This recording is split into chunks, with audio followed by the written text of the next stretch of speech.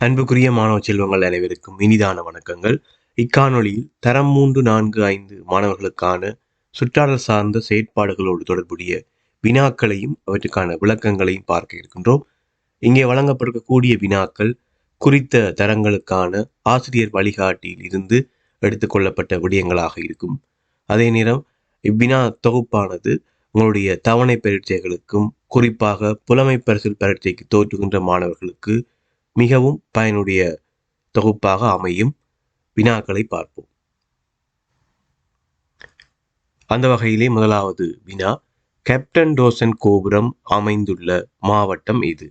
Captain டோசன் கோபுரமானது கண்டி மாவட்டத்திலே அமைந்துள்ளது. Captain டோசன் கோபுரம் அமைந்துள்ள இடம் எது? கேப்டன் டோசன் கோபுரம் கண்டி மாவட்டத்திலே கடுகண்ணாவ என்கின்ற இடத்திலே அமைந்துள்ளது. இந்த முதல் 2 வினாக்களையும் கவனித்துக் கொள்ளுங்கள். முதலாவது வினாவிலே மாவட்டம் கேட்கப்பட்டிருக்கின்றது. 2வது வினாவிலே அமைந்திருக்கக்கூடிய இடம்.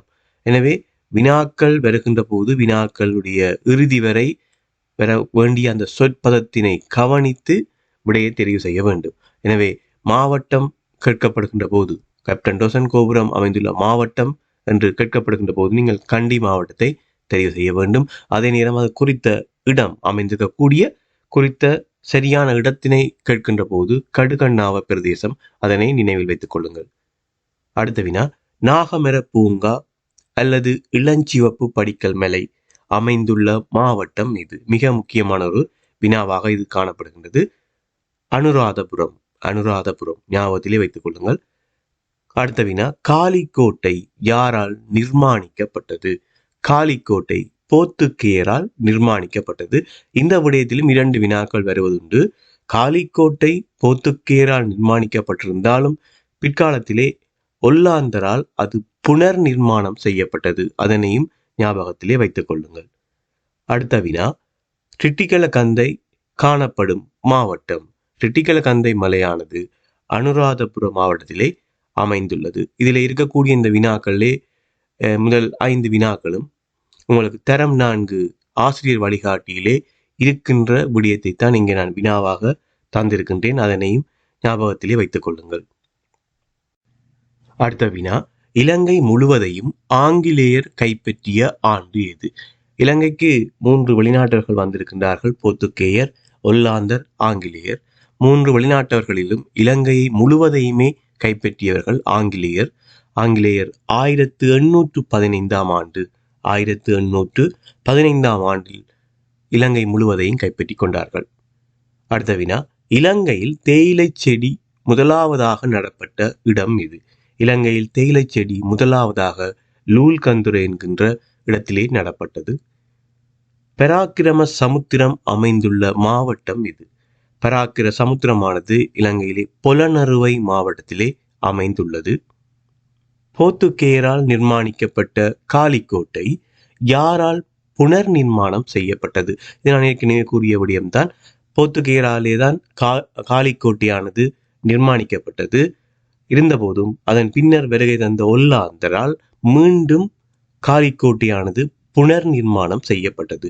ஆகவே இந்த வினாவை நன்றாக கவனித்துக் கொள்ளுங்கள். காலிக்கோட்டையானது யாரால் நிர்மாணிக்கப்பட்டது என்று கேட்கின்ற போது போர்த்துகேயர் விடையாக அமைவர். அதே நேரம் காலிக்கோட்டை யாரால் புனர் நிர்மாணம் செய்யப்பட்டது என்று வினா வந்தால் அதற்கான விடை ஒல்லாந்தராக அமையும்.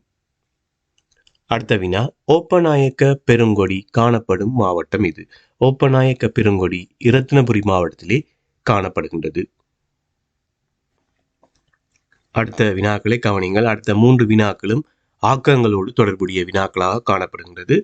வித்துக்களை பயன்படுத்தி உருவாக்கப்படும் ஆக்கம் எவ்வாறு அழைக்கப்படும்? வித்துக்களை பயன்படுத்தி உருவாக்கப்படும் ஆக்கம் அல்பனா என்று அழைக்கப்படும். கடதாசிகளை மடித்து உருவாக்கப்படும் ஆக்கம் எவ்வாறு அழைக்கப்படும்? கடதாசிகளை மடித்து நாங்கள் உருவாக்கங்கள் செய்கின்ற போது, ஆக்கங்கள் செய்கின்ற போது அல்லது உருக்கள் செய்கின்ற போது அதை ஒரிகாமி என்று அழைப்பர். கடதாசிகளை கிழித்து ஒட்டி உருவாக்கப்படும் ஆக்கம் எவ்வாறு அழைக்கப்படும்? கடதாசிகளை கிழித்து ஒட்டி உருவாக்கப்படுகின்ற ஆக்கம் கொலாச் என்று அழைக்கப்படும். இலங்கை குடியரசாகிய ஆண்டு எது? இலங்கை 1972ஆம் ஆண்டிலே குடியரசாக மாறியது. காற்று வீசும் திசையை அறிய உதவும் கருவி எது? காற்று வீசும் திசையை அறிய உதவும் கருவி காற்று திசை காட்டி. காற்று திசை காட்டி. இதிலும் மிக முக்கியமான ஒரு விடயம், காற்றினுடைய வேகத்தை அளவிடும் கருவி இது அல்ல. இது காற்றினுடைய திசையை மாத்திரம், அதாவது காற்று வீசுகின்ற திசையை அறிய உதவும் கருவியே காற்று திசை காட்டி. காற்றினுடைய வேகத்தினை அளவிடுகின்ற கருவி காற்று வேகமானி என்று அழைப்பர்.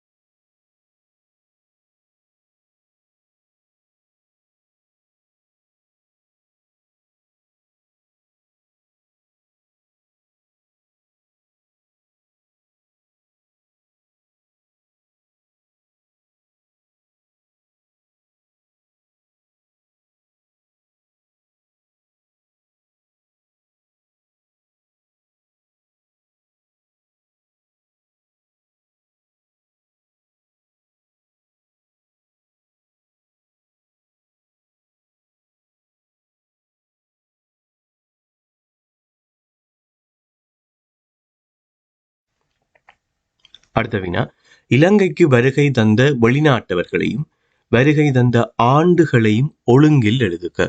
இலங்கைக்கு வருகை தந்த 3 வெளிநாட்டவர்களும், முதலிலே போர்த்துகேயர் 1505 ஆண்டு, ஒல்லாந்தர் 1658 ஆண்டு, ஆங்கிலேயர் 1796. உங்களுடைய பாடத்திட்டத்தோடு தொடர்புடைய இந்த ஆண்டுகளும் நினைவிலே வைத்துக் கொள்ள வேண்டியது அவசியமாகும்.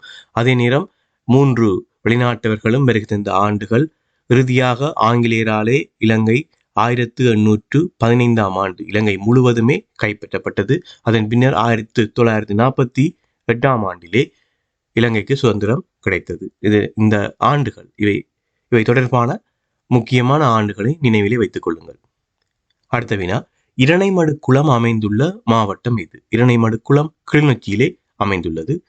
மின்னேறிய தெய்வம் என அழைக்கப்படும் மன்னன் யார்? மின்னேறிய தெய்வம் என அழைக்கப்படுகின்ற மன்னன் மகாசேன மன்னன் ஆவார். மின்னேரியா குளம் அமைந்துள்ள மாவட்டம் இது? மின்னேரியா குளம் பொலனறுவையிலே அமைந்துள்ளது. எனவே மின்னேரியா குளம் தொடர்பாக கேட்கின்ற போதும் இந்த விடயங்களை நினைவிலே வைத்துக் கொள்ளுங்கள். மின்னேரியா தெய்வம் என அழைக்கப்படுகின்ற மன்னனுடைய பெயர், மின்னேரியா குளத்தினை அமைத்த மகாசேனன், அது காணக்கூடிய மாவட்டம். இந்த 3 விடயங்களை நினைவிலே வைத்துக் கொள்ளுங்கள். அடுத்த வினா, இலங்கையில் அதிகளவான குளங்களை கொண்ட மாவட்டம் இது? இலங்கையிலே அதிகளவான குளங்களை கொண்ட மாவட்டமாக அனுராதபுரம் காணப்படுகிறது. ஆரம்ப காலத்திலே முதலாக குளம் கட்டப்பட்டதும் இதே மாவட்டத்திலே தான். முதலாக அமைக்கப்பட்ட குளம் அபயவாவி, ஏற்கனவே நாங்கள் பார்த்திருக்கின்றோம். அடுத்த வினா, இலங்கையின் மிகப்பெரிய மாவட்டம் இது? இலங்கையிலே மிகப்பெரிய மாவட்டம், அதாவது பரப்பளவிலே கூடிய மாவட்டமாக, இலங்கையில் இருக்கக்கூடிய 25 மாவட்டங்களில் பரப்பளவில் கூடிய மிகப்பெரிய மாவட்டமாக அனுராதபுரம் காணப்படுகின்றது. அடுத்த வினா, இலங்கையில் அதிகளவான மாவட்டங்களை கொண்ட மாகாணம் இது? இலங்கையிலே இருக்கக்கூடிய 9 மாகாணங்களில் வடக்கு மாகாணமே அதிகளவான மாவட்டங்களை கொண்ட மாகாணமாக காணப்படுகின்றது. மொத்தமாக 5 மாவட்டங்கள் உள்ளடங்கி காணப்படுகின்றது. யாழ்ப்பாணம், கிளிநொச்சி, முல்லைத்தீவு, வவுனியா, மன்னார், இந்த 5 மாவட்டங்களையும் உள்ளடக்கியதாக வடக்கு மாகாணம் காணப்படுகின்றது. அடுத்த வினா, எம்பக்க தேவாலயம் அமைந்துள்ள இடம் எது? எம்பக்க தேவாலயம் கம்பளையிலே அமைந்துள்ளது. அடுத்த வினா, எம்பக்க தேவாலயம் அமைந்துள்ள மாவட்டம் எது? எம்பக்க தேவாலயம் கண்டி மாவட்டத்திலே அமைந்துள்ளது. நான் ஏற்கனவே குறிப்பிட்டது போல குறித்த இடங்கள் தொடர்பாக நீங்கள் கேட்கின்ற போது குறித்த விடயங்கள் அமைந்திருக்கக்கூடிய மாவட்டங்களையுமே நீங்கள் நினைவிலே வைத்துக் கொள்ள வேண்டும். ஒரு பிரபல்யமான இடத்தினை கற்கின்றீர்கள் என்று சொன்னால் அந்த விடயம் எந்த இடத்திலே அமைந்திருக்கின்றது, எந்த மாவட்டத்துக்கு குறித்தானதாக இருக்கின்றது, அது எந்த மாகாணத்துக்கு குறித்தானதாக காணப்படுகின்றது என்பது தொடர்பாக கற்றுக்கொள்ள வேண்டும். ஆகவே அன்புக்குரிய மாணவ செல்வங்களே, மிகவும் பிரதானமாக உங்களுடைய ஆசிரியர் வழிகாட்டியில் இருந்து பெறப்பட்ட விடயங்களிலே மிகவும் பிரதானமாக இருக்கக்கூடிய விடயங்களை இதில் 29 வினாக்கள் அவற்றுக்கான விளக்கங்களை வழங்கி இருக்கின்றேன். தொடர்ச்சியாக பெறக்கூடிய காணொளிகளிலே அடுத்தடுத்த வினா தொகுப்புகளை நீங்கள் பார்வையிடலாம். நன்றி.